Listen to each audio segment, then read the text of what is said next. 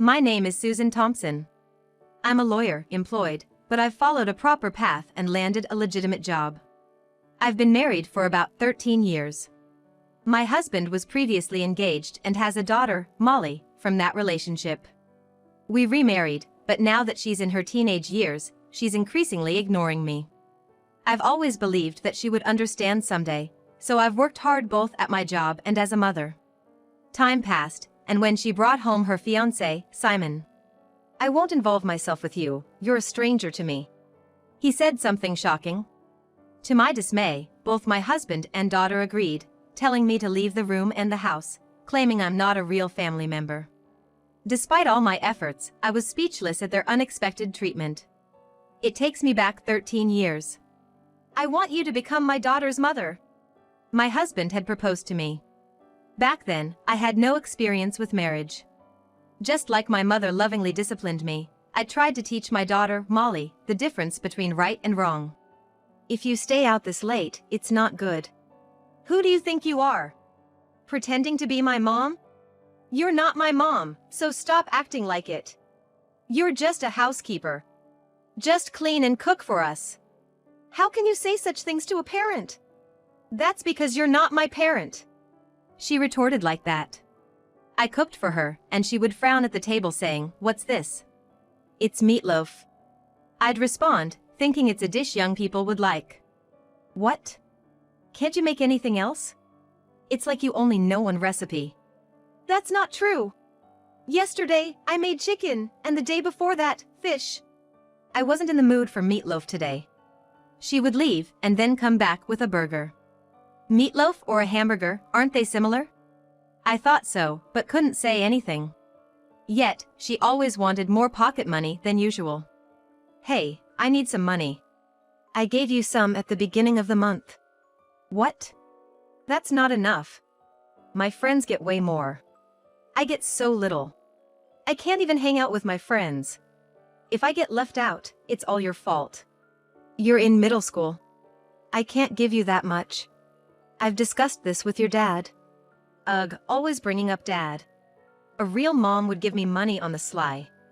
"You're useless." "Fine, give me money for textbooks then." "Textbooks? How much?" "About $50. "Well, I guess that can't be helped."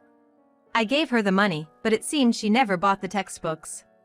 This continued, and when I talked to my husband, he just said, "Molly's going through a rebellious phase. It can't be helped." I was upset with Molly, but even more so with my husband's attitude. Time passed, and after Molly graduated from college, my husband suddenly wanted to rebuild our house. "What?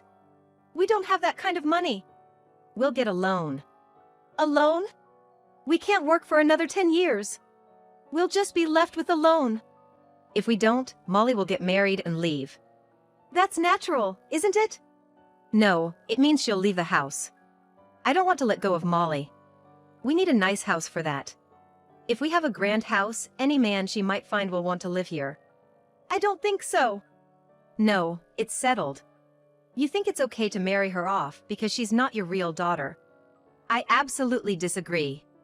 We need to rebuild this house to keep Molly here." "What about the remaining loan?" "If Molly gets married, the young couple can take it over. If they live here, they'll pay for it." "Isn't that unfair?" "As long as we're working, we'll pay it. No problem there." "But we can't keep our current salary forever." "Enough. I've decided. Don't argue. This is not a discussion. It's decided." So, we ended up rebuilding the house, and Molly was thrilled when she heard about it. "Really, Dad?" "Yes, really. I can't let a cute daughter like you live in such a shabby house. That's why we're building a new one. But there's a loan. We can't work forever. You'll end up with the loan." "What?" "Dad, she's being annoying. She's trying to ruin my dream." "See, Molly's fine with it. You don't need to say anything. You're making a fuss when my daughter is happy. This marriage was a mistake." "How can you say that?" In the end, they didn't care about my opposition, built the house, and soon after, Molly brought her fiancé home. And now, I'm being ousted as an unwanted person. "Hey, how long were you planning to sit there? You're not her mom, so just leave already. Exactly. How slow can you be? Just go. Hearing them again, I snapped back to reality. Yes, right. I muttered, getting up to gather my things in the bedroom. Alone in the bedroom, packing my bags, tears started flowing. From the living room, I could hear the three of them chatting happily. Oh, so Simon is a lawyer, and he owns such a big office. That's impressive. Molly, you've caught yourself as an amazing man. Dad, please. Caught is such a harsh word. My apologies. It seemed my husband was reassured just knowing that Molly's fiancé was a lawyer. Indeed, a young lawyer like him would likely keep working and be able to pay off the house loan. And as a business owner, he must be earning far more than me, a mere employed lawyer. I see, so that's how it is, I thought to myself. Despite understanding, the pain of all my past efforts being shattered by the appearance of this fiancé was unbearable, and I struggled to pack my bags. Eventually, I managed to stuff my personal belongings into a suitcase and went back to the living room. I will leave now. What, you're still here? Don't bother announcing it. Just go. Simon might get upset. I informed them I'd return later for the rest of my things, and left the house. From the living room, I could hear my husband and daughter's cheerful voices. Even though she's a lawyer too, she's just employed. She's no match for Simon. Now that she's gone, the house feels so much cleaner. Their words pierced my back as I hurried out the door. Suddenly homeless, I stayed in a hotel near my workplace before finding a new place to live. My new home felt empty, but it was far better than being with them. All the effort for such people. I feel sorry for myself, I thought. From now on, I will use my time and money for myself. With this mindset, I began to change my work and daily life. A month passed. I had gotten used to living alone. My husband contacted me. Perhaps it was about divorce. After all, we hadn't contacted a lawyer to start divorce process yet, so it was inevitable. But I hesitated to bring it up myself, so we had been separated for a month.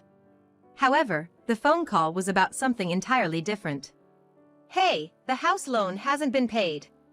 To my surprise, my husband told me about the mortgage on our house, even though we live separately. That's because you haven't deposited money into the account. I did my part. Haven't you paid? Of course, I haven't. Why not? I don't live in that house anymore. Why should I pay the loan? We agreed to pay it together when we bought the house. That was if I lived there. Why would I pay for a loan on a house I don't live in? We're still married, so you should pay.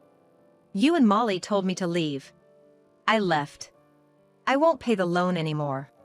We said leave, but we're not divorced. We might not be divorced yet, but we're separated. I can't be with you after what you said. Even so, we're still married. You have an obligation to pay. Unfortunately, you're the primary debtor of that house. And since I don't live there, I have no obligation to pay. Primary debtor?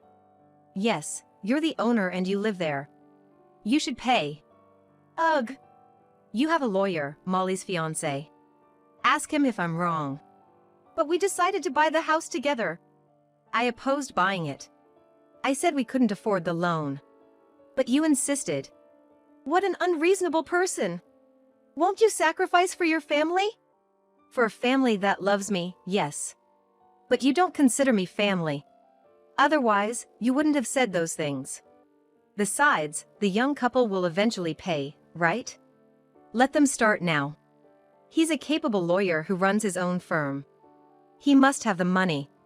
If he can pay, that is it. Of course, he can pay. He's a far more successful lawyer than you ever were. He earns way more than you could ever imagine. Well, that's good for you then. I just hope it doesn't hurt too much. What do you mean by that? You'll understand in time. Annoyed, he ended the call with, "What an insufferable woman."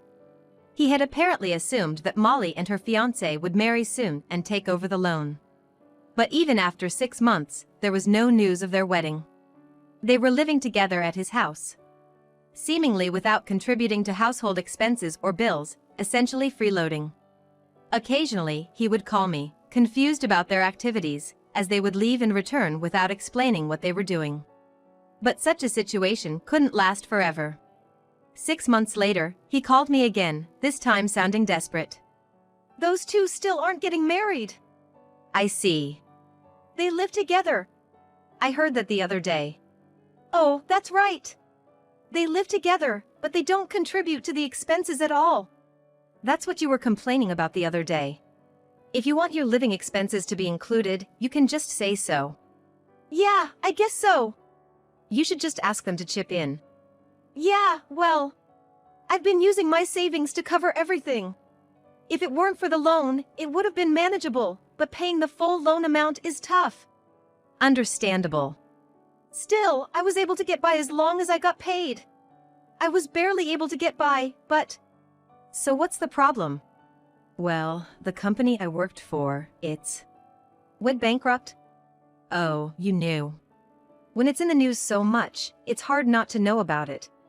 His company had been involved in a fraud scandal, causing massive losses to their clients. The employees, unaware of the situation, were left unpaid and in chaos. So now, I can't even afford the living expenses. Maybe you should talk to Molly about it. I did. I told her everything, the company's bankruptcy, my dwindling savings, all of it. So what's the issue? When I asked them to contribute to the living expenses, they said they couldn't. I can't force them if they say they can't. Really? Molly might not be able to, but what about her boyfriend? He's a successful lawyer, isn't he? Apparently, Molly's been giving him some money because his business is struggling too. So neither of them can help with the expenses. Did you talk to her boyfriend directly? Yes, I did. Told him it's unreasonable not to pay anything for living together.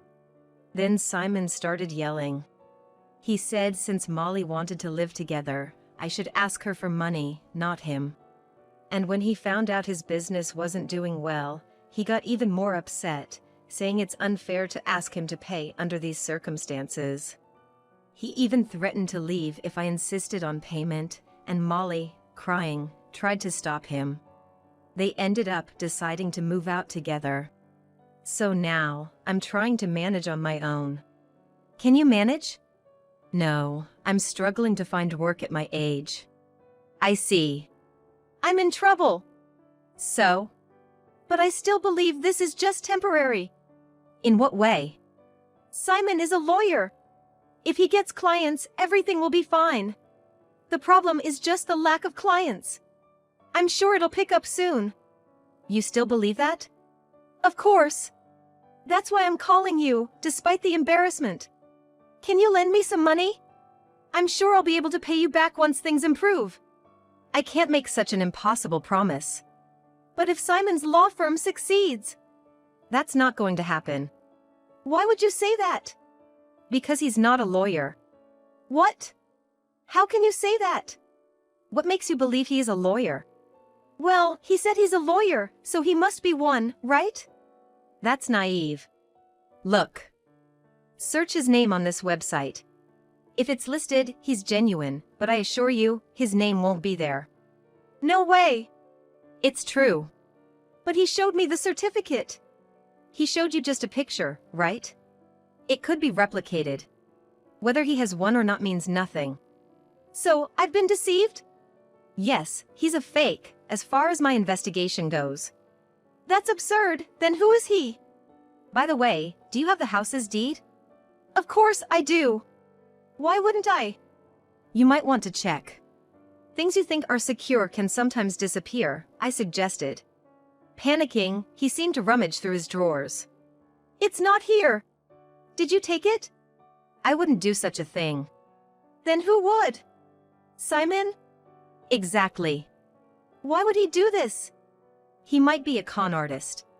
A con artist? I thought it was strange for a fellow lawyer to insist on my leaving first. That's not normal. But you're a stranger. A real lawyer wouldn't say that. He started acting up as soon as he heard I was a lawyer. Everything made sense after that. What do you mean? If he's pretending to be a lawyer, a real one like me would be a nuisance. Because you'd figure it out? Exactly. He probably can't even provide a registration number. A lawyer would be able to say it off the top of their head. Only a first-year novice wouldn't know their number. I'll ask him when he gets back. You think he's coming back? How naive. He always comes back. By now, he's probably on the run. Why do you think that? Search the house. Look inside electrical outlets, vases, behind paintings. If he's a con artist, you might find hidden bugs. That's ridiculous. Just wait, he said before apparently searching the house. He found something unexpected in an electrical outlet. That's probably a bug. If he's been listening in, he knows you're onto him and won't be coming back. What about the house? It's probably already sold. You should check. But I own it. He can't just sell it. He's a con artist. He knows how to sell it. That's insane. I've been paying the loan. If it's sold, the money goes to him, and you're left with the loan. Did you know about this? Are you in on it? Of course not. This is just my speculation. But finding a bug makes it likely. Why didn't you tell me earlier? What good would it have done? You trusted him. You would have just insulted me. Besides, I'm just a stranger, right? Why would I go out of my way to help someone who told me to leave? That's ridiculous. Sure, I might not have listened to you before, but you could have said something. No one's going to tell you anything when they know they'll just be yelled at and belittled. Besides, why should I make an effort for someone who told me to leave? Is there really nothing that can be done? Can't we somehow get the house back? The only option is to go to the police. But without knowing who Simon sold it to, there's no way to stop it. Even then, if it's been cleverly sold, the police might not even take your word for it. No way. Shocked, my husband kept repeating, "That's too much." About a month later, they received an eviction notice because their house had been sold. Help me. Oh, what happened? I've been told to vacate. So it was sold. You're a lawyer, can't you do something? I'm just an employee. If you're insistent, you could ask my firm, but we're quite expensive. We mainly take on corporate cases. Don't say that. Without knowing who the other party is, there's not much I can do. If Simon were here and you could make him compensate, then maybe. But a lawyer can't do much without knowing the perpetrator. Don't say that. It's our house. Actually, it's not. You bought that house without me. It's not mine. Besides, I don't live there. Why are you so cold? We're family. You and Molly made me cold by kicking me out. I've accepted that we're strangers now. That's just what you think. I never meant it to go that far. I just thought that since Simon said he was a lawyer. You thought with Simon around, even if I wasn't there, the house loan would get paid. And since Molly didn't like me, her mood would improve if I left, right?